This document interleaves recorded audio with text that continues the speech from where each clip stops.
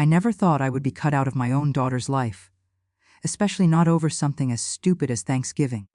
I remember the exact moment she sent me that message. It was early in the morning, right when the sun was barely touching the horizon, and I was scrolling through my phone with my usual cup of coffee. My heart sank when I read her words. "You make me look bad. Don't come?" Just like that. No explanation, no warning, just a cold, final verdict delivered through text. I stared at the screen for a long moment, feeling like someone had punched me in the chest. Was I really that bad of a mother? Had I done something so unforgivable that she couldn't even tolerate my presence at a holiday dinner? I didn't respond. I couldn't. I just hung up and sat there, letting the quiet settle in like a heavy blanket over my shoulders. I knew if I texted back it would be a mistake. But I also knew that silence didn't make it hurt any less. Tell me, what would you have done in my shoes? Would you have fought to be there, or would you have stayed back, hoping maybe she would change her mind? The thing is, I wasn't perfect. I'll admit that.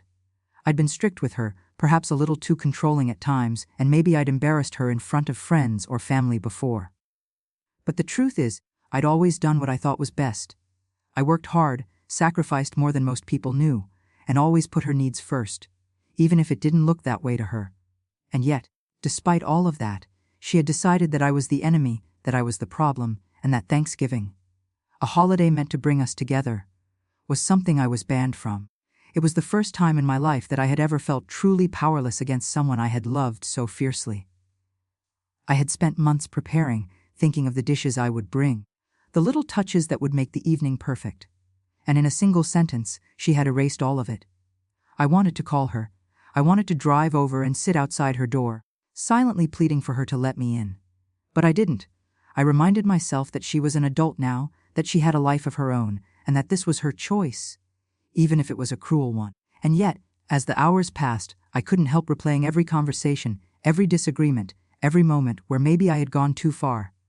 My mind became a spiral of doubt and regret, twisting around itself until I could hardly remember who I was before she made me feel like this. I thought about the way she used to run into my arms when she was a little girl, the way her laughter could light up an entire room, the way she once told me that I was her hero. How had we gone from that to this? How had my little girl, the one I had spent years teaching, guiding and protecting, turned into someone who could send a message so cutting, so final? The week leading up to Thanksgiving had been tense. I'd noticed her mood shifting, subtle things that didn't sit right with me. The way she avoided my calls, the way she seemed impatient whenever we spoke, the way she spent hours scrolling through her phone, seemingly lost in a world I couldn't reach. I'd tried to bridge the gap, asking her what was wrong, offering to help with anything she needed. But she always brushed me off. "I'm fine," she'd say with that tone that told me she was anything but fine. And maybe that's when I should have known that something bigger was brewing beneath the surface. Maybe I should have pressed harder, asked the questions that I was afraid of hearing the answers to. But I didn't. I convinced myself that giving her space was the right thing to do, that being patient would eventually allow her to come back to me. I was wrong. When that message arrived, I realized that patience had only bought me a front row seat to the most painful rejection of my life. I didn't know what to do with myself. I walked around the house in a daze, my hands gripping the edges of counters and tables as if holding onto them would keep me grounded. The smell of my coffee no longer brought comfort. The quiet of the morning felt suffocating. I found myself replaying old family Thanksgiving dinners, where we'd laugh until our bellies hurt, where the table was crowded with cousins, uncles, and aunts, and my daughter would sit next to me, her eyes shining with excitement as she tried to carve the turkey perfectly or argue over whether pumpkin or pecan pie was better. Those memories were bittersweet now because I realized that this year, none of that would happen. I wasn't going to be there. And worse, there was nothing I could do to stop it. I called my sister. She's the only family member who really knows me, who knows how much I love my daughter despite everything. I tried to keep my voice calm, but I couldn't hide the tremor.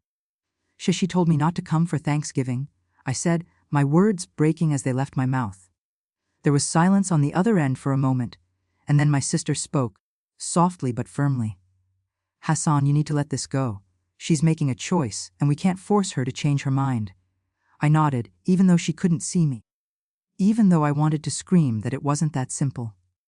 You don't just let your child tell you to stay away, especially not after everything you've done for them. But I knew she was right, at least in a practical sense. For now I had no power. I had to wait. And waiting was torture. I spent the next few days in a fog, going through the motions of life without really living. I cooked a small meal for myself on Thanksgiving, just enough to remind me that the day wasn't completely lost, but it felt hollow. I scrolled through social media and saw pictures from friends and family celebrating, and each smiling face felt like a knife twisting in my chest. And then, as the afternoon stretched on, I received a photo from my ex-husband, her father, who had remained neutral in most of our disputes. It was her at the table, smiling, surrounded by friends, but not a single trace of me anywhere. My stomach churned. It wasn't just the exclusion. It was the way she had orchestrated her life without me, deliberately, intentionally, making a point of showing that I didn't exist in this happy scene she had created. That night I couldn't sleep. I lay awake, staring at the ceiling, feeling every emotion at full volume: anger, hurt, betrayal, confusion, and a deep, gnawing sadness. I thought about confronting her, demanding an explanation, making her understand the depth of the wound she had inflicted. But I also knew that confrontation could backfire, that it might push her further away. So I sat there, silent, letting the night stretch endlessly, imagining every possible scenario, every possible outcome. And through it all, the question never left me: was I wrong for what I had done in the past, or was she wrong for shutting me out completely? The next day I tried to distract myself with work, but every task felt meaningless. Every phone call, every email, every mundane chore was overshadowed by the looming shadow of her rejection. I thought about calling my friends, about talking to someone who could tell me I wasn't crazy, that I wasn't a bad mother. But I realized there was no one who could truly understand the mixture of shame and hurt I was feeling. Not completely. I was alone with it, and the silence was deafening. And yet, amidst the pain, there was a spark of something else. Something I hadn't felt in a long time. A stubborn, simmering determination to make things right, to somehow show her the consequences of her actions without stooping to anger or revenge, at least, not yet. Over the next few days, I began to observe her more closely, not in a stalkerish way. God, I hope not, but I started paying attention to her patterns, the way she interacted with friends and family, the little moments that revealed her true feelings beneath the surface bravado. And the more I watched, the more I realized that her anger wasn't really about me. It was about pride, about the way she perceived herself in the world, about a sense of control she wanted to exert over her life. It wasn't fair, and it certainly wasn't justifiable, but understanding it gave me a strange kind of clarity. I didn't have to accept her behavior, but I could see where it came from, and seeing it was the first step toward deciding what I would do next. I started writing letters, long, heartfelt letters that I didn't send. I poured every ounce of emotion into those pages, telling her how much I loved her, how much I had always tried to do right by her, and how deeply her rejection had hurt me. I asked questions I didn't know the answers to, confessed fears I'd buried for years, and revealed the vulnerabilities I'd kept hidden behind a facade of strength. Writing became my therapy, my way of processing the storm of emotions inside me. Each letter brought some relief, even if it was temporary, and slowly a plan began to form, not a plan of confrontation, not yet, but a plan to reclaim my place in her life, to make her see that pushing me away came with consequences she hadn't imagined. And that's where I am now, sitting on the edge of a decision that could change everything. I know that what I'm about to do will either bring us back together or push us further apart. There's no turning back after this, and yet, I feel a strange sense of calm in finally choosing a path instead of waiting helplessly for her to change her mind. I can't predict how she'll react, and I can't control the outcome, but I do know one thing. I will no longer be invisible. I will no longer allow her to dictate the terms of my love or my presence in her life. So that's the situation I'm in, and I had to make a choice. Before I tell you what happened next, I want you to pause and comment below what you would have done in my shoes. Would you have fought to be there despite her rejection, or would you have stayed away, hoping she'd come around on her own? Think carefully, because the next part of this story is where everything changes: the confrontation, the consequences, and the shocking decision that altered the course of our relationship forever. After days of wrestling with my emotions, weighing every possible option, and thinking through the consequences, I finally decided to face the situation head-on. I realized that waiting, staying in silence, and hoping she would change her mind on her own wasn't going to fix anything. If anything, it had allowed the resentment to fester on both sides. I knew that I had to do something decisive. Not out of anger, but out of love, and perhaps a little pride. I wanted to make her understand, without yelling, without fighting, just through the undeniable truth of presence and honesty. So I made the choice to show up. I drove to her house on the Friday after Thanksgiving, long after everyone had gone home from the celebrations she had so carefully curated without me. My hands gripped the steering wheel so tightly that my knuckles turned white, and my stomach churned with anxiety. I rehearsed what I might say 100 times in my head, imagining every possible reaction: anger, tears, silence, even rejection. And yet, as I parked in her driveway, I realized something. I wasn't just going to talk to her. I was going to let her see me.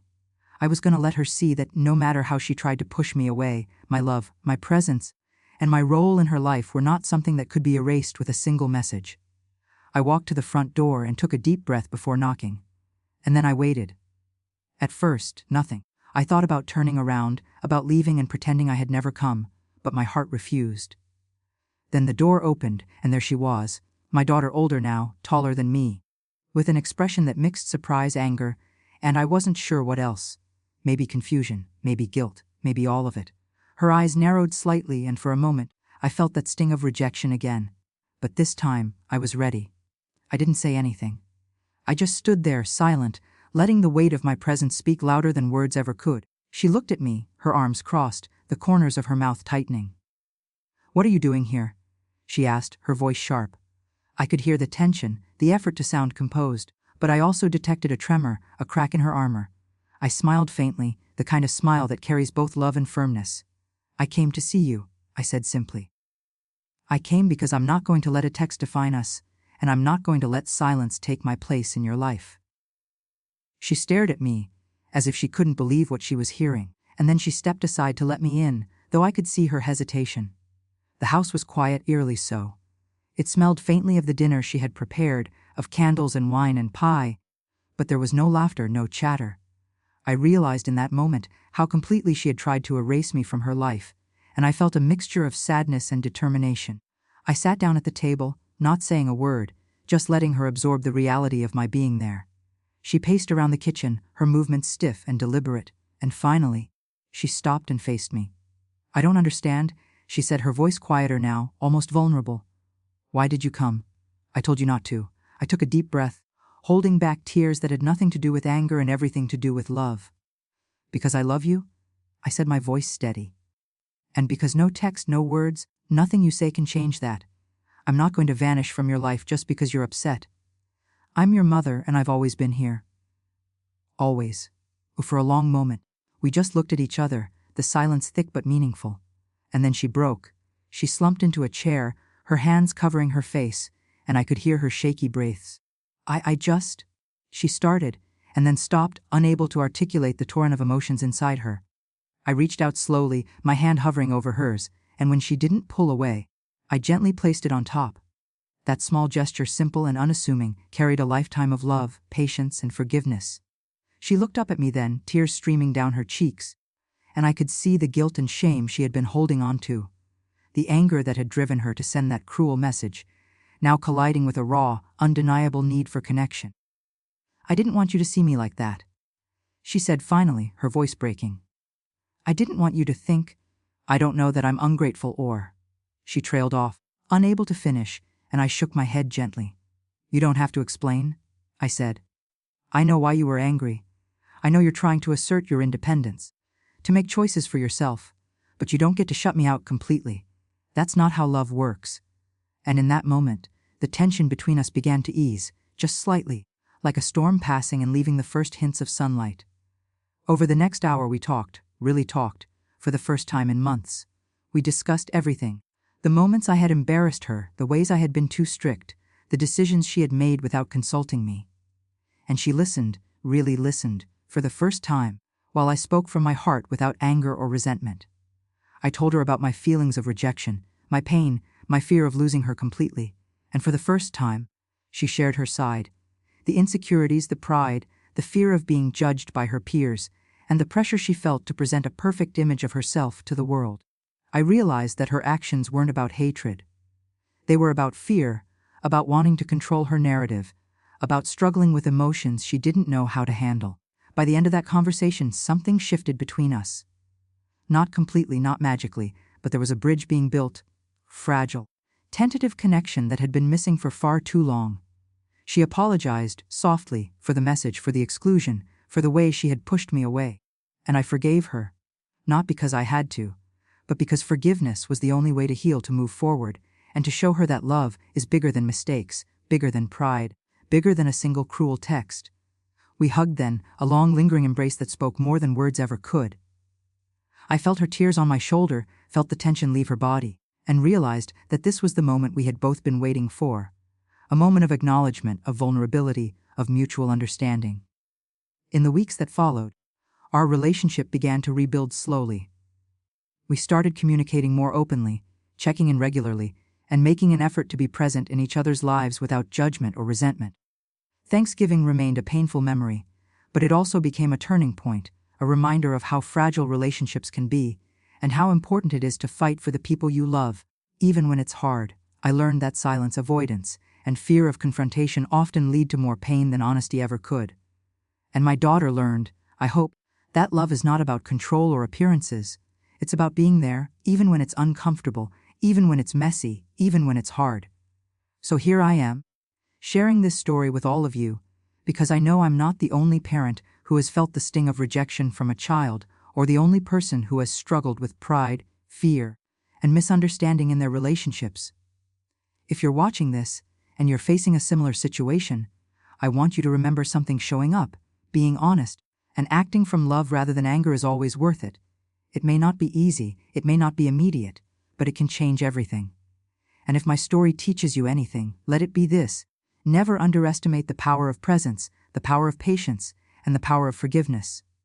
Like this video if you were on my side, subscribe for more stories like this, and share your final thoughts on this whole mess in the comments section. I want to hear from you. Have you ever faced a moment where love and pride clashed so violently? How did you handle it? I'll see you all in the next story, and until then, remember that even in the darkest moments, showing up and standing firm in love can make all the difference.